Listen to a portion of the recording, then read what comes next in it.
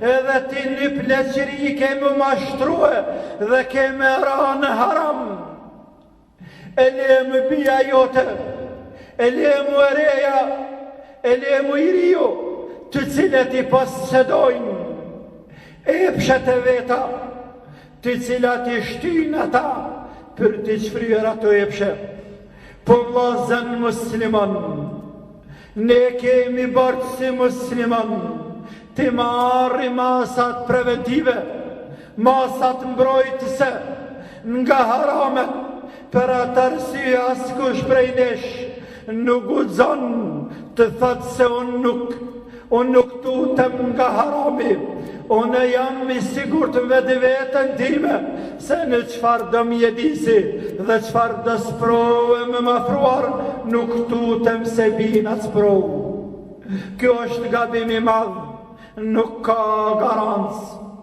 Duhet distancuar dhe larguar nga haramet. Duhet distancuar dhe larguar bitë dhe bia tona nga nejat e natës, nga lokalet e natës. Duhet i larguar ata nga ato harame, sepse kur bëhet, atëherë bëhet van. Vllazën muslim, të një Allahut azza wa jall, keni frikë Allahun e madhërum, punoni për bijat e juaja, punoni për gratë e juve, punoni për ta edukuar këtë shoqëri, se nuk ka mundësi të edukohet kjo shoqëri, nuk ka mundësi të përmirësohet kjo shoqëri pa u edukuar dhe pa u përmirësuar gjendja e femrës, gjendja e bijave tona. Nëse rregullohet femra, rregullohet shoqëria. Nëse drejtohet femra, drejtohet e tërë shoqëria. Ka ndikim të madh, ka ndikim të madh femra në shoqëri.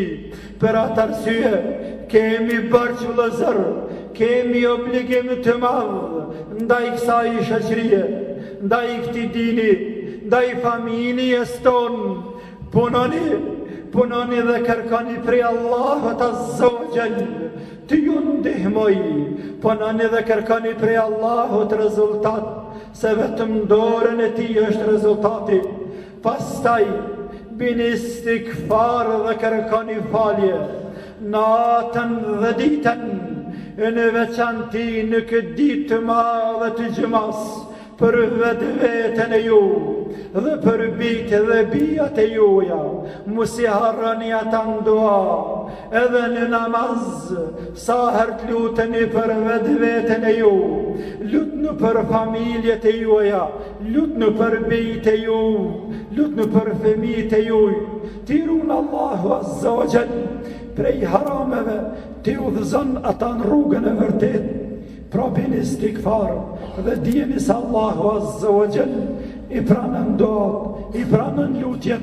Astaghfirullah li wa lakum wa li sa'iril mu'minin min kulli dhanbin fastaghfiruhu innahu huwal ghafurur rahim.